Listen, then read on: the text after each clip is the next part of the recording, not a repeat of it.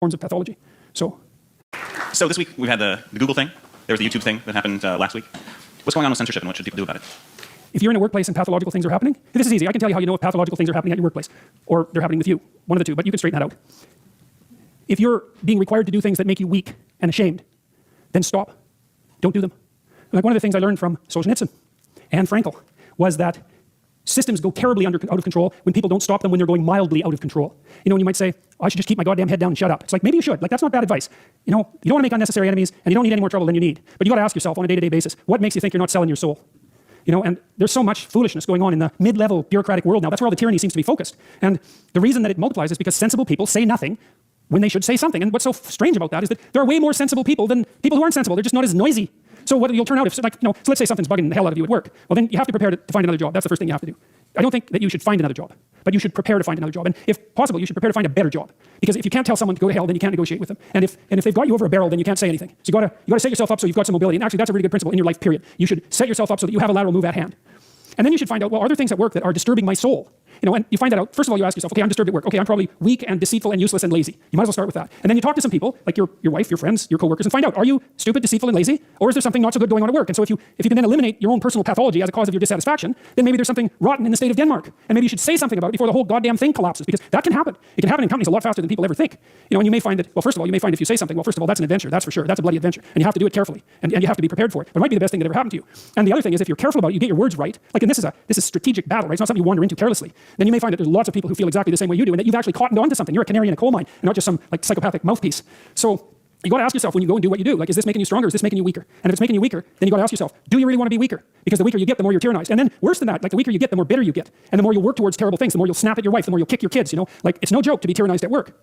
And so I would say you have an ethical responsibility as a citizen to forthrightly confront creeping tyranny, no matter where it occurs. And part of what we're learning, I would say, from these stories, if we're learning anything at all, is that if you're aimed at the good, which is a question you really got to ask yourself, you know, if you're genuinely aimed at the good, then take heart, because you're a lot stronger than you think.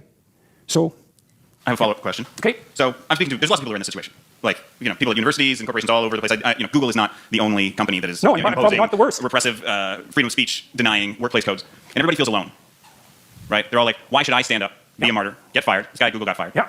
What's the point? Like, I'm asking rhetorically. No, it's a good question. And how do you convince people that there's a point to standing up when it appears to be futile? Well, the first thing I think is you convince them that it's not futile. It might be difficult, but it's not futile. If you get your words right, and you have something to say, there'll be an impact of those words. It might not be the impact that you would choose. But the other thing you got to tell people is, pick your poison. You may be in a situation where you don't have a cakewalk to the Garden of Paradise. You got tyranny or famine. Those are your choices. But you get to pick which one you have. And I would say if you're being oppressed, and I mean in your soul, by what you're required to swallow at work, well, you think you're not paying a price for that? You got no self-respect, and rightly so. But worse than that, you're an agent of your own destruction. You're destroying your own ideal, and you're letting people who are weak and corrupt win. And if you stood up and stood up properly, but you have to put yourself in order to do this, at least to some degree, right? You can't do it casually. You have to do it from some position of preparedness and strength. Then what makes you think you couldn't scare them back into the corners? And that would be a good thing.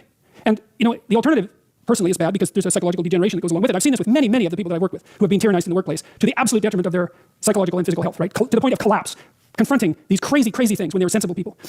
That's a terrible price to pay, man. Like it's a bad price. And then if the foolishness isn't dealt with at the local level, when it's still relatively trivial, then it will multiply until it's dealt with at the social level. And we're seeing signs of that already. Antifa is a good sign of that. You know, and problems that aren't solved multiply, and soon people fight. And you know, better to argue than to fight, unless you want to fight. And some people want to fight, and I can understand why, but I wouldn't recommend it because that doesn't lead good places. It really doesn't lead good places. So I say you have a duty. Maybe that's why you stand up. It's because you have a goddamn duty to stand up and just say what you have to say. You don't even have to be trying to make a point exactly or trying to get something done. It's like, this is how it looks to me. That's what that guy at Google did. He wrote this memo and he said, I talked to him today. He said, well, he went to a diversity training seminar and he thought, no, I don't agree with that. And so then they asked for feedback. So he wrote this document a month ago. This was written a month ago. Got no real response to it. Well, it bounced around inside Google until a lot of people, you know, got interested in it and then it escaped into the outside world. But all he was doing was he was told a bunch of things he didn't think were true. He wrote down a bunch of things he thought were probably true. He launched that out and said, well, I think these things are probably true. It's like, well, probably they're true. Well, so he paid a price for it, but maybe we'll see what sort of price he paid for it. Man, it's going to be a lot tougher in 2 years than he was 2 years ago. So they actually answered feedback? No. No, they didn't answer his feedback. No.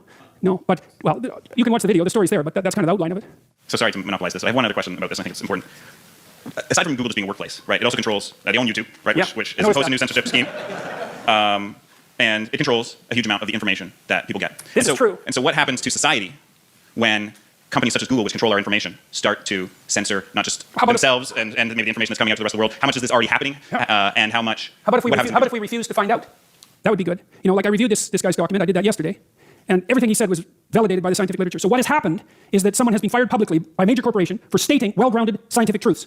Right. They're exactly the sorts of things that I say in my classes, for example, and the reason that I say them is because I read the literature. It's not because I'm personally happy about the facts. I think IQ research particularly is so dismal that you can't possibly read it without being seriously disheartened. If I could reconstruct the world so that the IQ research wasn't true, well, it'd sure be tempting, you know? But that's not how science works. Science doesn't tell you what you want to hear. It just tells you the way it bloody well is. And he got pilloried for revealing a good fraction of current scientific knowledge about gender differences. Okay, that's not good.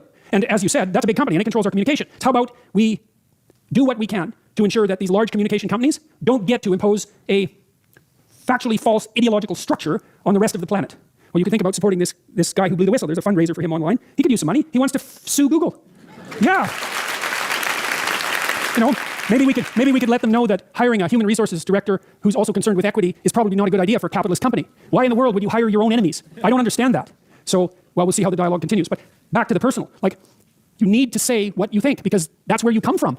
Right? And if you don't say what you think, then you kill your unborn self. That's what you do. That's what Cain did when he killed Abel. And that's why his punishment was unbearable. You know, you have things in you that are struggling to come to the light. That's the truth you need to utter. You need to utter that truth because without that truth, you cannot live in the world. Because the world's real and you need truth to live in the world. And if you stifle your truth, well, how can that be anything but something that brings about hell? How could it be any other way? So you think, well, why should you speak up? That's easy because the consequences of not speaking up, although delayed, are far worse. That's the reason. That's the reason. If it can't be courage, it could at least be prudence. So